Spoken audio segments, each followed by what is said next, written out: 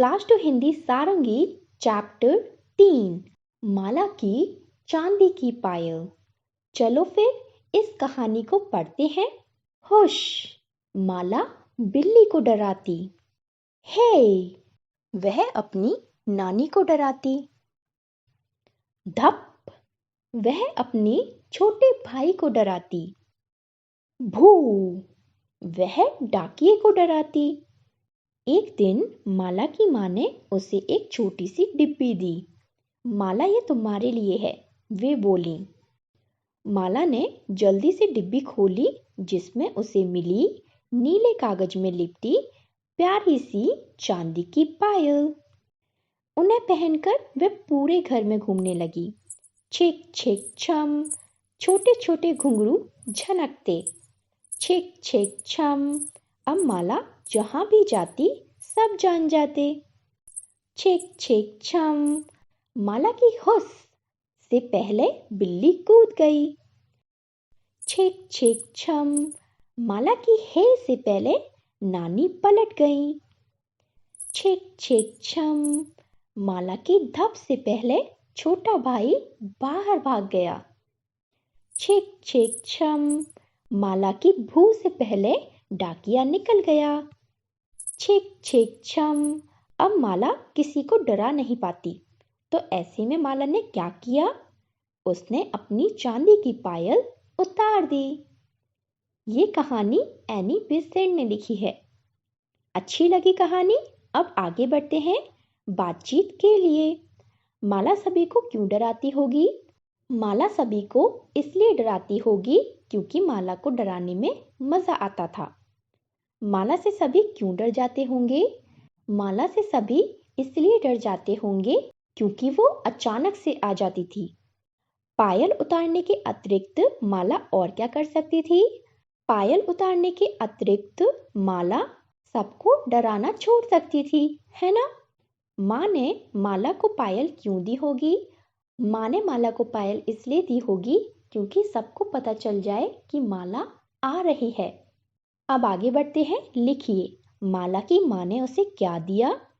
माला की माँ ने उसे चांदी की पायल दी। चांदी की पायल हम कैसे लिखेंगे?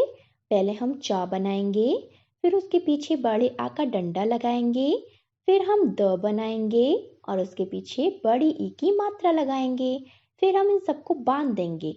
अब चांदी को चांदी बनाने के लिए हम ऊपर चंद्र बिंदु बनाएंगे और फिर हम क्या लिखेंगे?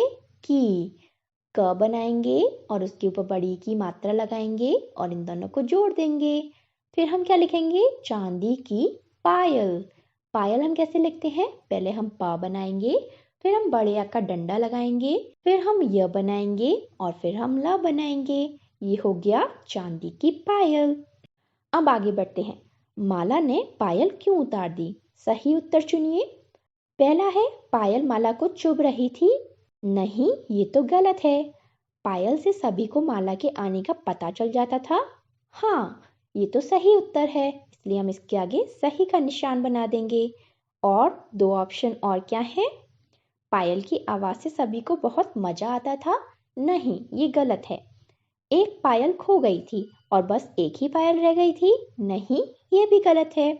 माला ने अपनी पायल उतार दी क्योंकि पायल से सभी को माला के आने का पता चल जाता था। अब आगे बढ़ते हैं।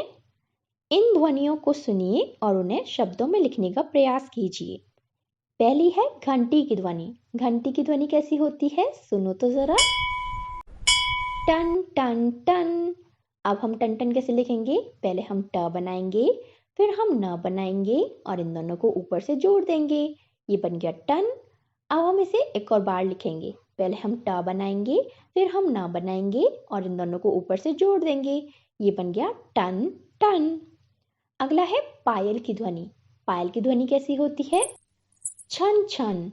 छन छन हम कैसे लिखते हैं? पहले हम छ बनाएंगे, फिर हम न बनाएंगे और इन्हें ऊपर से जोड़ देंगे। ये बन गया छन। अब हम इसे दोबारा लिखेंगे। पहले हम छ बनाएंगे, फिर हम न बनाएंगे, अब इसे ऊपर से जोड़ देंगे। ये बन गया छन छन। अगला है शंख की ध्वनि। तो चलो शंख की ध्वनि सुनते हैं। कैसी होती है? पू। तो हम यहाँ लिखेंगे पू। ये कैसे लिखेंगे? पहले हम प बनाएंगे, उसके नीचे बड़े ऊ की मात्रा लगाएंगे और फिर ऊपर से इसे बांध देंगे। ये बन गया पू। अब इसमें ऊ की धुन निकालने के लिए हम इसके ऊपर अंक की बिंदी लगा देंगे। अब ये बन गया पू। अगला है डमरू। डमरू की आवाज कैसी होती है? चलो सुनते हैं। डम डम डम, है ना? तो हम यहाँ लिखेंगे डम डम। पहले हम ड बनाएंगे, फिर हम म बनाएंगे और इसे ऊपर से जोड़ देंगे। ये बन गया डम। अब हम इसे एक और बार लिखेंगे। पहले हम ड बनाएंगे, फिर हम म बनाएंगे और इसे ऊपर से जोड़ देंगे। ये बन गया डम डम।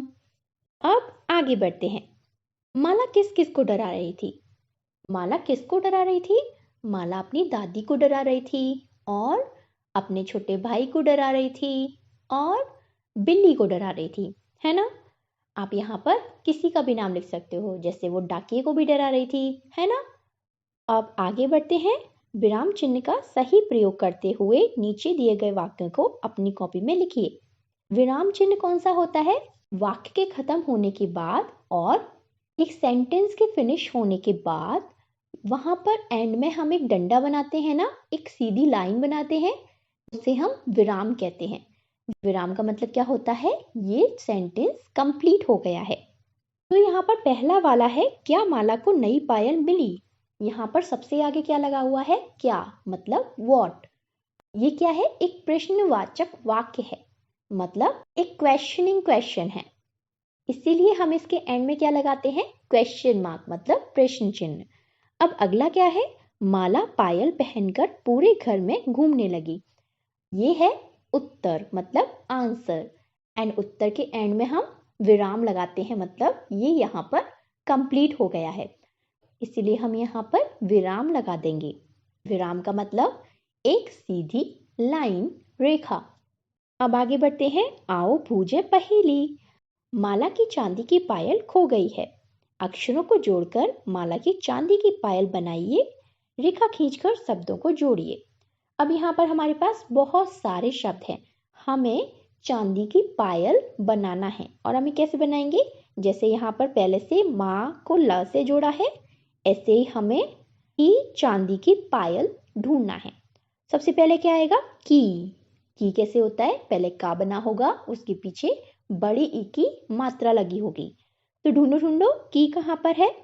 ये रहा। अब हम एक लाइन बनाकर ला को की से जोड़ देंगे। अब इसके बाद आएगा चांदी। तो चांदी में सबसे पहला अक्षर क्या है? च। और च कैसा बनता है? च बनाते हैं, पीछे बड़े आ का डंडा लगाते हैं और ऊपर से चांद बिंदी होती है ना? तो चलो ढूंढो, च कहाँ पर है? ये रहा। अब हम इस की को लाइन बनाकर चा से जोड़ देंगे। चांदी में सबसे पीछे वाला शब्द क्या होता है? दी। दी हम कैसे लिखते हैं? पहले हम द बनाते हैं और उसके पीछे बड़ी ई की मात्रा लगाते हैं। तो चलो दी ढूंढो। ये रहा। अब हम चा को दी से मिला देंगे। ये बन गया चांदी। अब हमें फिर से की ढूंढना है। की कैसे लिखते हैं? पहले हम का बनाते हैं, उसके पीछे बड़ी ई की मात्रा लगाते हैं। चलो ढूंढो की कहाँ पर लिखा है? ये रहा। अब हम इस दी को की से मिला देंगे। अब हमें ढूंढना है पायल। पायल में सबसे पहला अक्षर क्या होता है? प। और उसके पीछे बड़े आ का डंडा लगा होता है। ढूंढो जरा, यहाँ पर पा कहाँ पर है? ये रहा। इसलिए हम इस की को पा से मिला देंगे। अब हमें ढूंढना है बीच का अक्षर य। चलो फिर य ढूंढो। ये रहा। अब हम इस पा को य से मिला देंगे। ये बन गया पाए। अब हमें ल ढूंढना है। ल ढूंढते हैं। ये रहा ल। ये बन गया पा य ल। मिल गई हमें माला की चांदी की पायल। अब ये चैप्टर यहीं पर खत्म होता है। अगर आपको वीडियो अच्छा लगा हो तो वीडियो को लाइक करो और चैनल को सब्सक्राइब कर दो। आप ऐसे ही वीडियो चैनल पर जाकर देख सकते हो।